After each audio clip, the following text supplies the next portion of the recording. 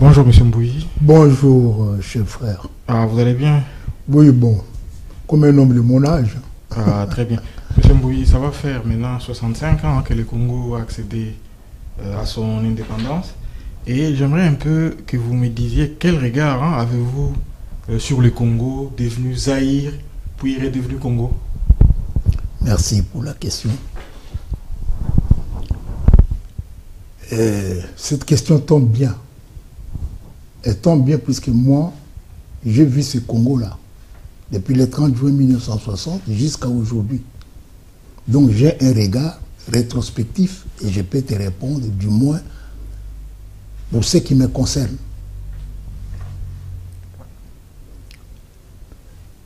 D'où vient l'indépendance du Congo? L'indépendance du Congo ne vient pas de la lutte des habitants du Congo pour se libérer. Il ne vient pas non plus de l'initiative unilatérale du colonisateur de nous décoloniser. Non. Ce sont les événements qui se sont passés sur le plan international. Ces événements-là ont abouti par l'idée de l'indépendance des pays colonisés. Notamment la guerre qui a eu lieu de 14 à 18 et la deuxième guerre de 39 à 45. Déjà, lors de la première guerre, à la conclusion du traité de Versailles, on avait déjà parlé de la libération des territoires sous colonisation, puisque le vainqueur de l'époque considérait les phénomènes coloniaux comme la source des guerres. Alors, étant donné que le vainqueur de ces deux guerres n'était pas des États coloniaux, la première des choses qu'ils ont faites, c'est de pousser les États colonisateurs de libérer les États coloniaux. Ils considéraient que le phénomène colonial était source de guerre. Voilà d'où vient l'indépendance, non seulement du Congo, mais de tous les territoires sous colonisation occidentale, même japonaise aussi, puisque les Japonais avaient aussi le Congo. Monsieur Mbouyi, on a comme l'impression plus qu'il s'agit ici d'une indépendance de type nominal, hein. Certains disent cela. Oui. Et je voudrais ici paraphraser ce que Patrice Emery Lumumba disait le 30 juin 1960. Il disait: nous avons connu les ironies, les insultes, les coups que nous devions subir matin, midi, soir, parce que nous étions des nègres. Oui. Hein, nous qui avons souffert dans notre corps et dans notre tête de l'esprit colonialiste, nous vous disons: tout cela est désormais fini. Oui. Donc c'est ce que Patrice Emery Lumumba disait le 30 juin dans son discours. Oui. Mais, M. Mbouyi, lorsqu'on va aujourd'hui à Kinshasa, oui. Si vous arrivez à Kinshasa, on a l'impression que le temps est resté suspendu. Lorsque vous voyez dans quel état? C'est déjà compris dans la question que vous m'avez posée. Quel est le regard que j'ai? Le regard que j'ai est péjoratif. Nous avons raté l'indépendance. Mais est-ce que tout cela ne relève pas d'une responsabilité collective? Mais oui. Nous avons échoué. Mais oui. Je pense qu'il faudrait peut-être commencer par se poser les bonnes questions. Les questions ont été posées. Oui. Il y a eu un forum au début des années 90, au début des années 90, qu'on appelait la conférence nationale souveraine, qui avait établi un diagnostic qui était très pertinent. Oui. Mais on a comme l'impression que les recommandations qui ont été faites à l'époque, elles restent d'actualité aujourd'hui. Mais moi, je vais rentrer. Je t'ai parlé que dans le message que j'ai donné ici, j'ai parlé du deal. En 1960, il y a eu un deal entre les colonisateurs et les colonisés. Les colonisateurs belges et les colonisés congolais. Ce deal s'est conclu par la promulgation de la loi fondamentale. Mais il faut lire cette loi fondamentale, puisque tout vient de là. Il faut lire cette loi fondamentale. Cette loi fondamentale recommande une double légitimité. C'est pour te dire que nous ne sommes pas battus pour arracher l'indépendance comme au Vietnam. Non. L'indépendance nous a été octroyée. Comme il nous a été octroyé, il y a des obligations de part et d'autre. Il y a des droits de part et d'autre. Et du côté du colon, et du côté, c'est-à-dire du plus fort, et du côté du plus faible que nous étions. Mais nous avons rejeté. Les discours là, du 30 juin, vous savez, quand Lumumba fait le discours, il faut regarder les rois Baudouin. Il parle à Kasavubu. Puisqu'il n'était pas prévu. Bon, moi, je te livre vraiment ma manière de penser par rapport à cet événement que tout le monde considère comme exceptionnel. Moi, non. Moi, je ne considère pas ces discours-là comme exceptionnels. Attends, je vais finir. Moi, je considère comme exceptionnel les discours que Lumumba a tenus le 23 juin, le 23 ou le 24 juin, quand il a parlé devant les chancelleries internationales. Et il ne devait pas parler le 30 juin. Ce n'était pas prévu. Et c'est là où je vois que le problème du Congo vient de là. Qu'est-ce qui s'est passé pour que Lumumba transgresse le protocole qui était prévu et dise ce discours qui est devenu historique et qu'il a... Mais c'est vrai que nous avons le discours, mais lui-même, la personne, on l'a perdu. On a perdu toutes ses compétences qu'il avait. On a perdu toutes les potentialités qu'il avait en lui, qu'il devait donner à son pays. Personne ne voit ça. Puisque c'était le plus avisé des hommes politiques des 60. C'était le plus avisé. C'est lui qui avait une vision. Mais le fait de ce discours-là l'a condamné à mort, mais a remis en cause tout ce qui avait été conclu à la table ronde de 1900. Alors qu'est-ce que les Congolais ont fait? Depuis cette époque-là jusqu'à aujourd'hui, il n'y a que des négociations politiques. Le Congo n'a jamais plus été gouverné par un texte institutionnel, par un texte constitutionnel dans lequel on prend les dispositions, on les applique. Non. Depuis cette époque-là, c'est toujours des négociations politiques. Attendez. Et en 1964, le plus fort là a pris Moïse Tshombe, qui était le sécessionniste, chez qui on avait assassiné Lumumba, a fait un conciliabule entre les hommes politiques. Il a fait de Tshombe Premier ministre. Tshombe a réuni toute la classe politique du Congo. Ils sont allés à Lulwabourg. Ils ont fait, je crois, un mois ou un mois et demi. Ils ont composé, puisque tu parles de la conférence nationale souveraine, mais moi je te dis du conclave de Lulwabourg. Et c'est le même diagnostic et c'est le même texte constitutionnel. On a même fait sortir la première constitution. C'est là où on a changé le nom de République du Congo à République démocratique du Congo. C'est au conclave de Lulwabourg. On a changé les drapeaux. Mais l'hymne national est resté le même. Donc, ça n'a jamais été appliqué. Ils ont fait même les référendums qui a fait 3 mois pour faire passer cette constitution-là, qui a été adoptée par tout le monde en 1964. On a fait des élections législatives, locales, provinciales, législatives. Maintenant, il fallait faire les élections présidentielle en 1965. C'est à ce moment-là que Mobutu fait le coup d'État. Pourquoi? Puisqu'il y a un élément que nous manquons d'incorporer. Cet élément-là que nous n'avons pas arraché l'indépendance par une guerre ou par... Non. C'est une conciliation entre les plus forts et les plus faibles. Ils ont trouvé un compromis de la loi fondamentale. Nous, on rejette. Et les plus forts s'est imposé. Il a dit, bon, ils veulent arracher leur souveraineté par la voie du droit. Mais nous, on ne va pas leur permettre. Nous, on ne va pas leur permettre qu'ils arrachent leur souveraineté. Donc, c'est le problème que nous avons jusqu'à aujourd'hui. Donc, tant que nous allons à la conférence nationale souveraine, c'est la même chose. On a conclu, c'était très beau, tout, on a même élu un premier ministre, un gouvernement, tout. Mais Mosego est venu ici, je crois 3 fois. Il devait interrompre les travaux et venir en Belgique. Et à une messe qu'il avait fait à Matongé, moi je suis allé à cette messe-là. Pourquoi? Puisque on manque de prendre en compte les intérêts des plus puissants là. Celui qui nous a donné l'indépendance là. Et tant que nous ne prendrons pas en compte ces intérêts, nous allons tourner en rond et ça va faire même 5 siècles comme ça. Ouais, justement, vous le dites, hein, M. Mbouyi, on a comme l'impression que l'histoire du Congo-Kinshasa ressemble plus à... C'est un perpétuel recommencement. Exact.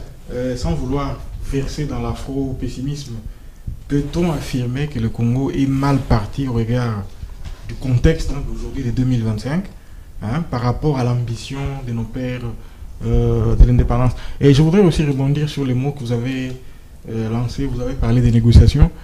C'est un concept que je dirais qui est récurrent, qui revient régulièrement.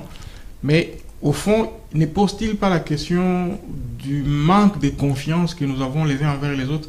C'est comme si nous ne savons pas nous parler, nous ne savons pas nous faire confiance les uns les autres, nous les Congolais. Mais c'est ce qui a fait que l'UDPS a éclaté. Nous sommes, dans le message que j'ai donné, j'ai insisté sur l'affect et l'intellect. Vous voyez, la chose publique, quand vous allez en Chine, vous regardez les aspects sociaux, il n'y a pas beaucoup de différence avec l'Afrique. Mais quand vous regardez la chose publique, elle répond à des normes rigoureuses. Donc, la ligne de conduite, c'est la science. Le modernisme a pour ligne de conduite la science. Mais la science, c'est la raison. Ce n'est pas l'affect. Nous sommes dans l'affect. C'est comme ça qu'aujourd'hui, chez nous, le plus grand domaine de succès, c'est la danse et la musique. C'est la danse et la musique. Ce n'est pas la science. Regardez l'état de nos universités. Regardez. Donc, c'est ça. C'est un éternel recommencement, mais en fait, c'est un recul historique. C'est un recul. Moi, je t'ai dit, je suis né en 1950. Le Congo de 1950, quand je suis né à Elisabethville, jusqu'à 1960, même pas une image, nulle part au Congo.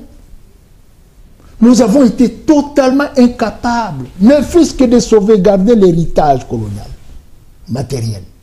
Pourquoi? Puisque nous sommes dans l'affect. Nous ne sommes pas dans la raison. Mais M. Mbouissi, en 60, on pouvait trouver prétexte de dire que nous n'avions pas une élite à l'époque. Oui. Mais aujourd'hui, près de 65 ans après l'indépendance, nous avons toutes les compétences dans différents domaines. Mais oui. Mais pourquoi les pays n'arrivent toujours pas mais oui, puisque mais cette question-là revient tout le temps et je réponds tout le temps. J'ai dit ceci. En 1960, il y a une harmonisation entre la légitimité externe détenue par les puissances qui nous ont donné l'indépendance et la légitimité interne détenue par les premiers habitants. Nous sommes les premiers habitants de ces pays-là. Donc nous avons une légitimité en tant que peuple originaire du Congo. Mais ces deux légitimités sont réunies dans la loi fondamentale. Tu comprends? Mais nous, on arrache la partie la plus puissante. Le régime des droits, il est un régime des droits puisqu'il s'appuie sur la force. Toi, tu vis dans un état des droits. Regarde, la police ne dort pas ici. L'armée et les services de renseignement, ils ne dorment pas pour maintenir le système cohérent. Il suffit d'une petite distraction, ils tombent dans l'anarchie. Donc, pour maintenir cette cohérence, vous devez être rigoureux sur les principes. Vous devez être rigoureux sur...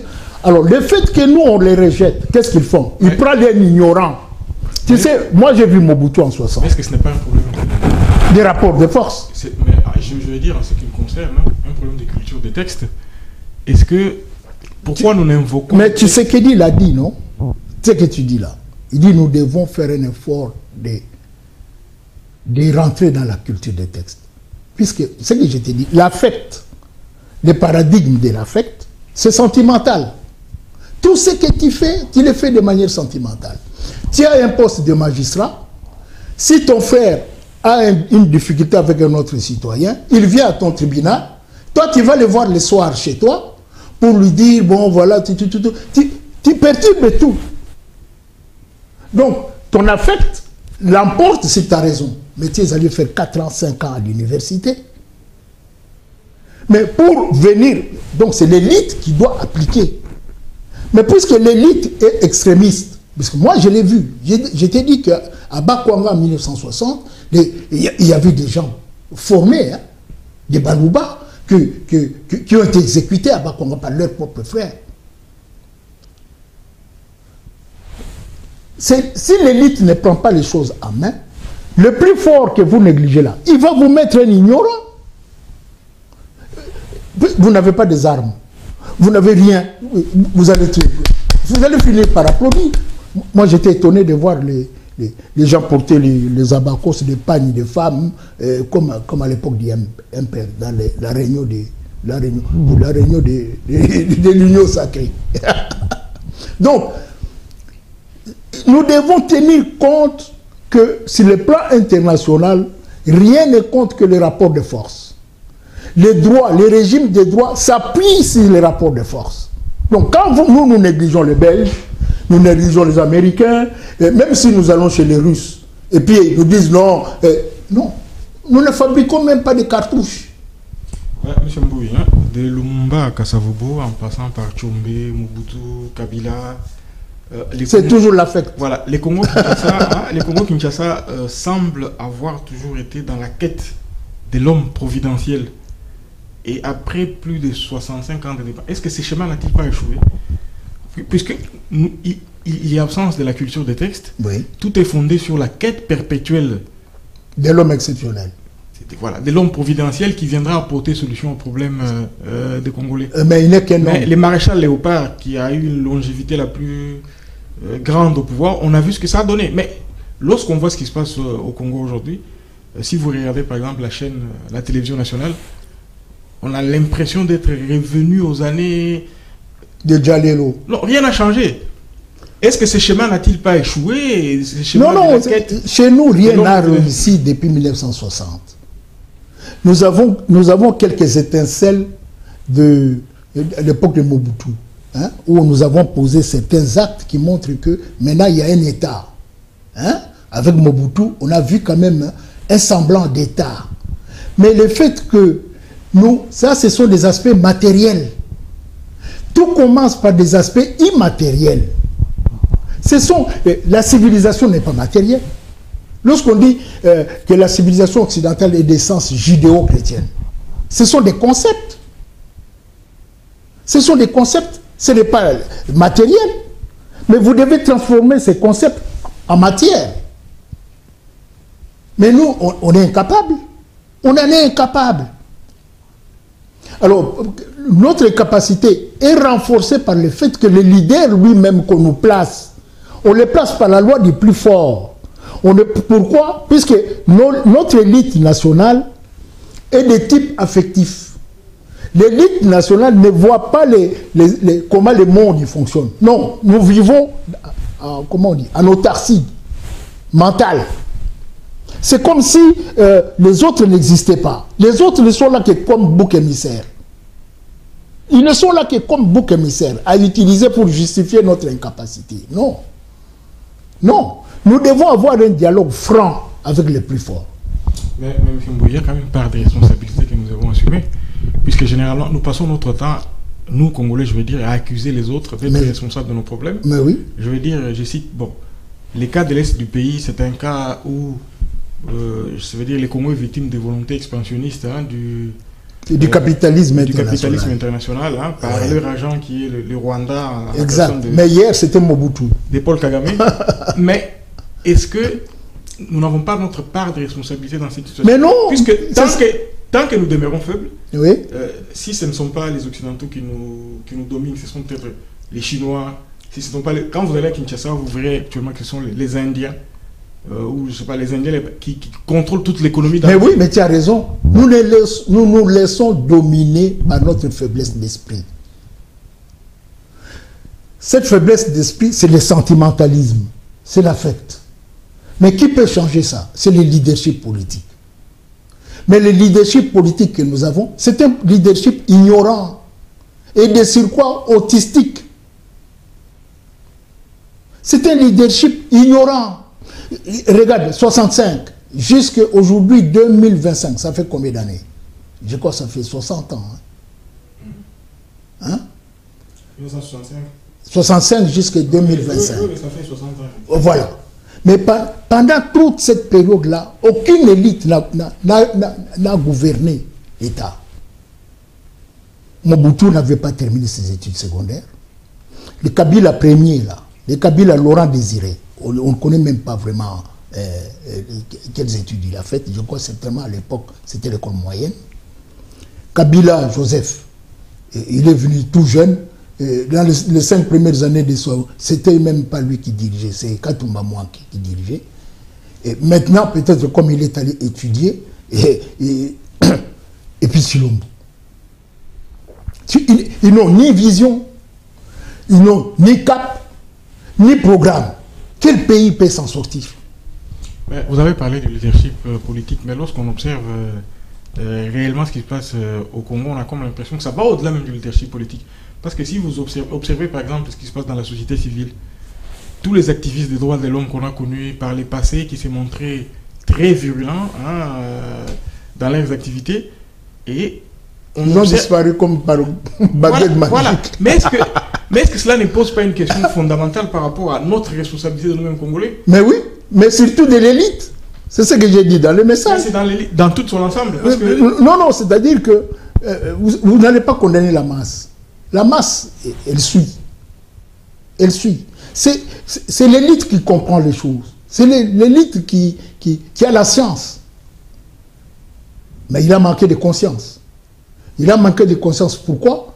Puisque on l'a réduit à l'état des choses. Si tu dis à Mobutu que président, voilà ce que... s'il refuse. Si tu démissionnes, on te fait partie de ton travail. Tu ne touches même pas l'argent, tu deviens malheureux. Alors tu es obligé de flatter. On te transforme en flatteur. Sinon, tu seras chômeur, on ne paye pas les chômeurs au Congo. Tes enfants et ta femme deviennent malheureux, les enfants vont se prostituer, et tout. Alors tu préfères... Bon, qu'est-ce que je peux faire? Tu comprends? Donc nous avons été réduits à l'état des choses. À l'état des choses. Donc c'est comme une irresponsabilité. Donc, il faut accepter les suicides.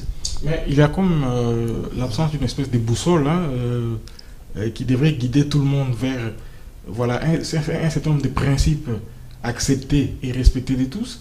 Hein, mais nous avons eu Tshisekedi. Manque nous avons eu Tshisekedi. Absence de la culture des textes. Des textes. Oui. Et quête perpétuelle de l'homme providentiel. Oui. Mais cet homme providentiel, nous l'avons eu. Nous avons eu Tshisekedi. Mais Tshisekedi n'acceptait ni compromis, ni concession. Ni compromis, ni concession. Mais celui que tu combats, ce n'est pas Mobutu. Tu combats ceux qui sont derrière Mobutu. Et Tshisekedi le savait. Il le savait. Tu ne vas pas aller en affrontement direct avec... Non, tu dois trouver d'autres moyens. Le Christ en a trouvé un, mais que moi je trouve la meilleure. Martin Luther King en a trouvé un. Mandela en a trouvé un. Indira Gandhi en a trouvé un. Mais c'est les mêmes moyens. Mais dans l'entretemps, lorsqu'on observe les contextes qu'il y a au Congo actuellement, je veux dire les contextes politiques, on a l'impression que c'est perpétuel recommencement.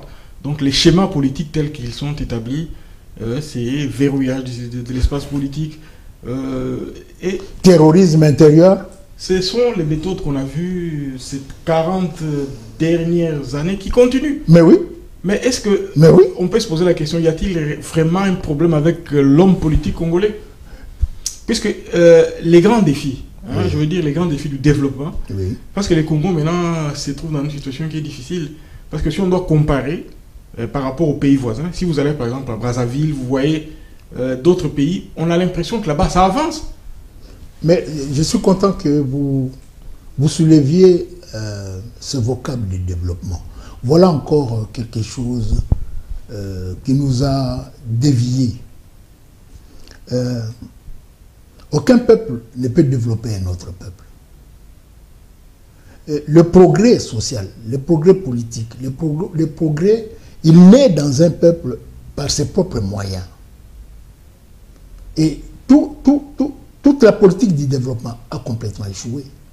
Puisque quand quelqu'un te domine, il veut te recréer à sa manière. Il devient comme ton créateur matériel, il veut te créer. Et en voulant te créer, si toi-même tu n'as pas de ressources pour comprendre sa logique, Personne ne parle plus de politique du développement en Afrique noire. Moi, j'ai vu, j'étais au ministère de l'Agriculture. Tous ces projets de développement ont échoué lamentablement. Puisque aucun peuple, puisque chaque peuple a son histoire, qui n'est pas reproductible ailleurs.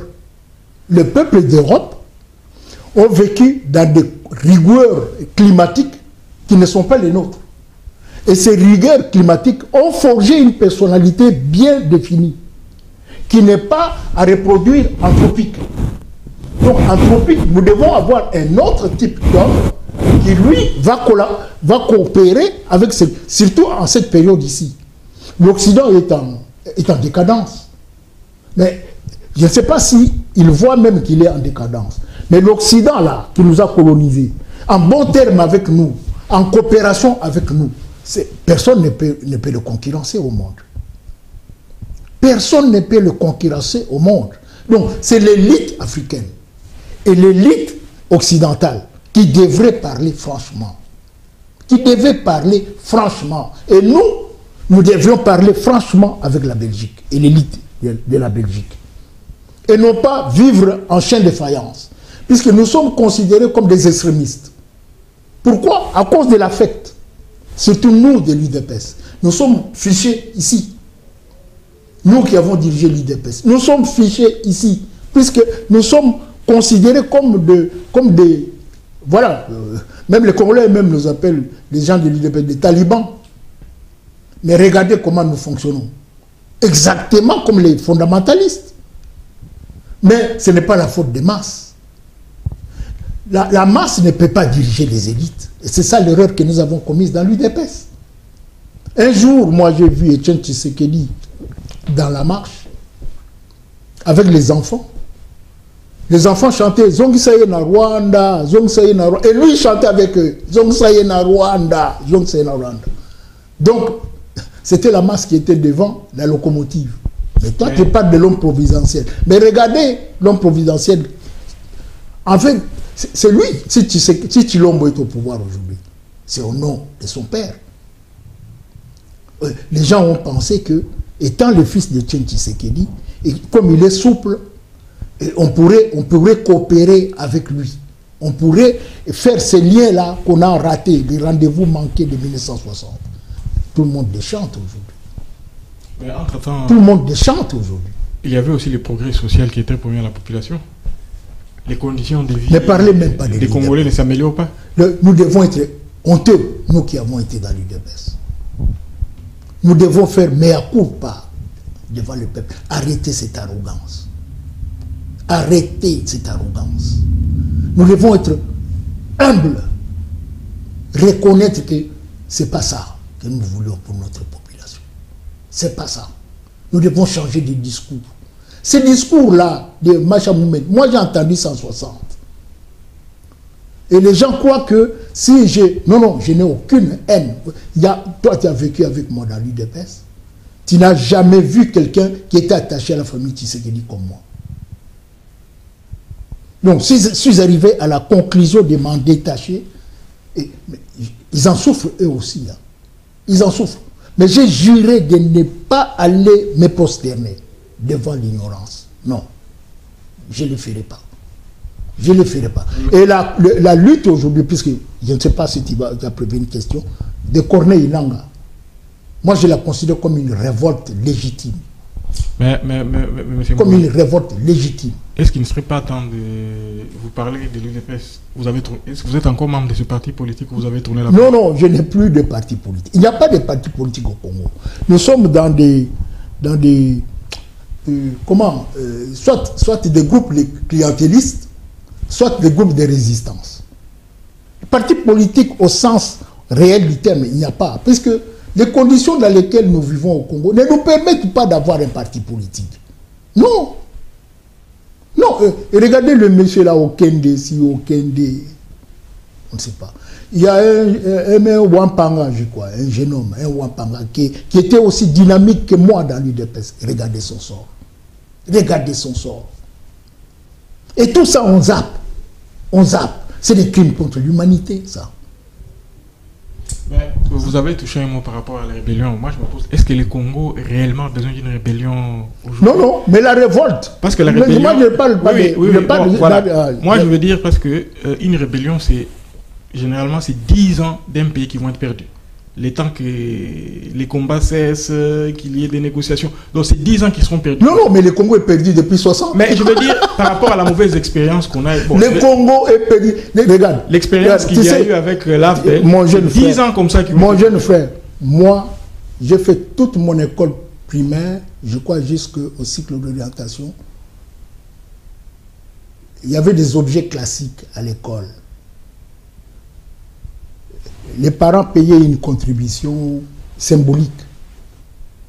Les uniformes étaient déjà prévus. Il y avait des armoires. Quand vous avez celui qui n'a pas, on distribue les livres à tout le monde. Les maîtres venaient en costume. Les maîtres des écoles primaires venaient en costume. Moi, j'ai vécu ça. J'ai vu des maîtres qui venaient, même des monétistes. Hein, puisqu'il y avait des cours de couture. Hein. Il y avait des dames, la plupart c'était des femmes sans Salvador, qui montraient aux jeunes filles comment coudre, tout. Et venaient en mobilette à l'école. C'est impensable aujourd'hui. L'enseignant est en lambeau. L'enseignant, à l'université, allez voir nos universités. Donc, il n'y a pas d'éducation. Le secteur de santé n'en parlait pas. Il y a des infirmiers qui ont ouvert des dispensaires. Ils tuent même les gens dans les petits dispensaires à la cité. Est-ce que vous ne pensez pas ce n'est plus un État. L'idée d'avoir un dialogue tel que proposé par les églises et les autres qui ramènerait une cohésion nationale et les... Mais c'est le fils du Tshisekedi qui refuse. Moi, il n'y a pas quelqu'un qui connaît... Moi, je suis resté avec les pères. Beaucoup de gens ne savent pas comment Étienne Tshisekedi est arrivé à accepter d'aller aux élections en 2011.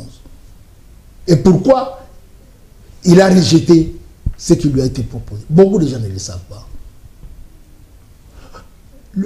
Il y a eu de cas où Étienne Tshisekedi chargeait son neveu, là, que tu connais bien, Bona Kalonga, de m'appeler à Liège pour venir parler avec lui. Quand je venais pour parler avec lui, Bona interrompait. Je ne savais pas que c'était déjà préparé par Félix. Alors le président était toujours me dire, mais je l'ai appelé ici pour parler un peu avec lui. Bonnet, non, je dois aller chercher les enfants à l'école. Et bien je parle pendant 30 minutes. Alors là où j'ai un peu bien parlé avec lui, c'est quand sa femme était hospitalisée ici à Bruxelles.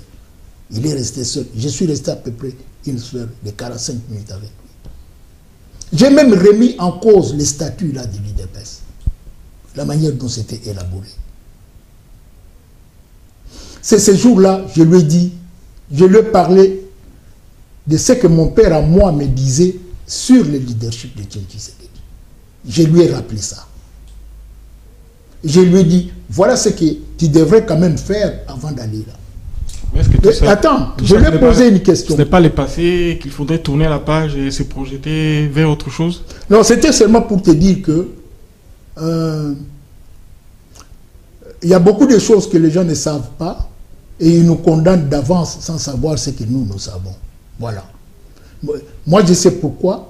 Qu'est-ce qui a fait que Étienne Tshisekedi, il refusait tout, il rejetait tout. Cette fois-là, il a accepté d'aller aux élections. Et pourquoi il n'a pas accepté de prendre le pouvoir entre les mains? Bon, je ne réponds pas à la question comme tu le voudrais.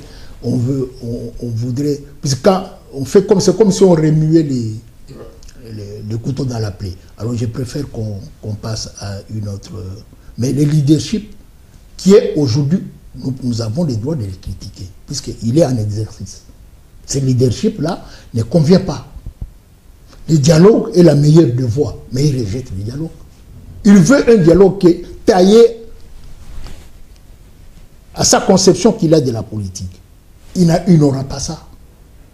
Et il pose des actes autodestructeurs pour son pouvoir, mais il ne les voit même pas. Mais est-ce que ce n'est pas un schéma, ce n'est pas du déjà vu? On a vu ça sous Kabila. Mais on l'a vu. Donc c'est un schéma du déjà vu. Ah, mais pourquoi? Pourquoi il en est ainsi? Puisque ce n'est pas nous qui choisissons les chefs qui nous dirigent. Mais nous voulons nous entêter. Moi, j'entends les gens de l'UDPS dire tout ce qui s'est passé là, c'est faux.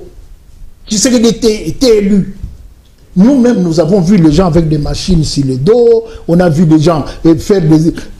Il dit non, il a eu 73%. Ils veulent coûte que coûte affirmer qu'il a la légitimité. Il n'en a pas. Arrêtez ces scénarios diaboliques là. Arrêtez ça. Considérez les faits tels qu'ils sont. Et c'est à partir de là que tu auras des idées comment changer les choses. Mais si tu rejettes la vérité, tu rejettes les faits, les évidences, comment tu vas t'en sortir?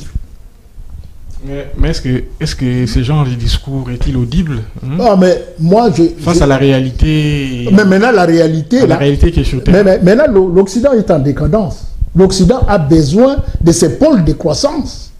Il veut que ces pôles de croissance, surtout le président américain actuel, il a besoin de ces pôles de croissance. Nous en avons pour l'Afrique noire, nous avons le Nigeria, nous avons le Mali, nous avons le Congo-Kinshasa, nous avons l'Afrique du Sud.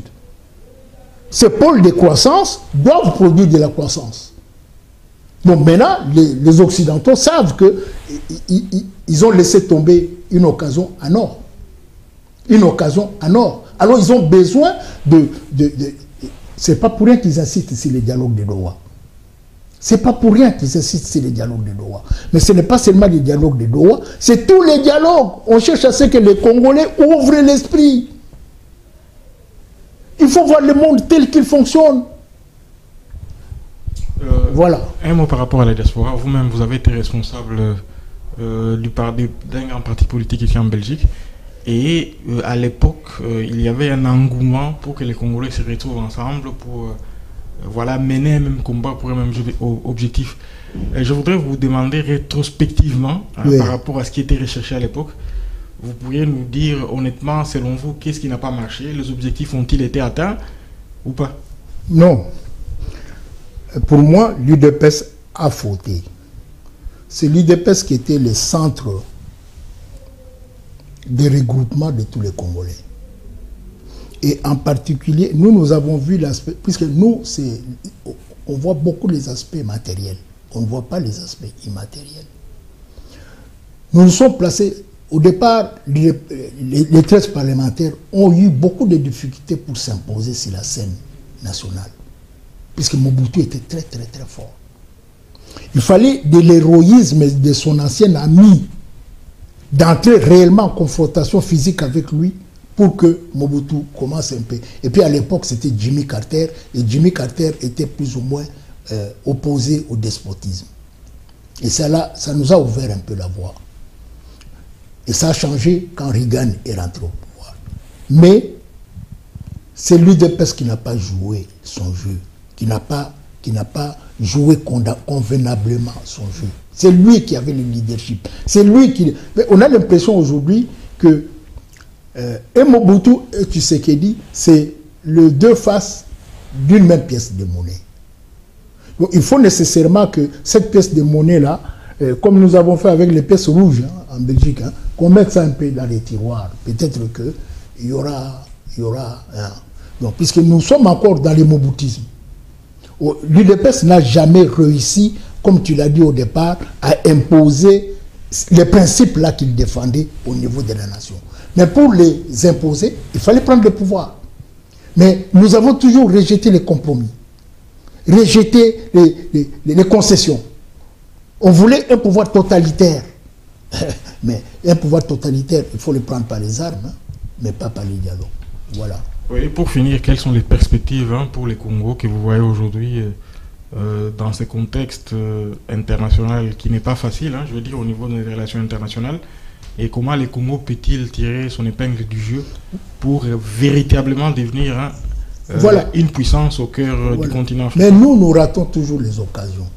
Vous savez, dernièrement, il y a eu l'accord de principe là qu'on a signé aux États-Unis. J'ai entendu quelque chose qu'aucun président américain n'a jamais parlé sur le Congo. Et dans le préambule de cet accord-là, on parle de l'intangibilité des frontières de la République démocratique du Congo. C'est la première fois que je vois souligné par l'administration politique américaine ces faits-là. Et puis, un président américain parlait de 8 millions de morts. Ça, il reconnaît tacitement qu'il y a eu génocide dans ce pays-là. Donc, on sent, moi en tout cas, je n'ai jamais entendu ça du on sent une certaine volonté que les choses s'arrangent, s'organisent. Mais nous devons saisir la balle au bon. Nous devons saisir la balle au bon. Mais nous reproduisons la politique du père. Ni compromis, ni concession. Seulement ce que nous voulons là, c'est ce qu'on doit avoir. Les prêtres viennent avec une mise. Oh non, ils ont parlé avec Kagame. Oh, l'Église catholique, elle est mondiale. Elle est dans tous les pays. Si Kabila était au pouvoir et que les prêtres avaient vu Kagame, vous ne parlerez pas. Mais comme c'est vous qui êtes au pouvoir, les prêtres ont vu Kagame, mais non, ils sont allés dans leur réunion à Kigali. Une réunion religieuse qui n'a rien à voir avec la politique. Non, mais nous on ne voit pas. Non. Essayons d'être lucides. Essayons d'avoir ce discernement-là, de pouvoir saisir les occasions qui nous sont tendues pour aller de l'avant. C'est comme si nous, on voulait tout le temps rester des enfants. On voulait jouer dans les bacs à sable. On ne voulait pas devenir des adultes. On vous donne des occasions pour devenir... Non, non, vous refusez. Vous voulez rester des enfants. Vous jouez avec l'argent de votre pays. Pire qu'ailleurs. Personne ne pense que... non. C'est comme si quelqu'un... Non. Arrêtons cette enfance-là. Devenons adultes. Devenons adultes. Nous n'avons pas d'autre perspective que l'humilité, le regroupement politique, sinon, si les plus forts se dégoûtent, puisqu'ils se sont dégoûtés plusieurs fois, s'ils se dégoûtent, l'M23 là sera Kinshasa. S'ils se dégoûtent, l'M23 là sera Kinshasa.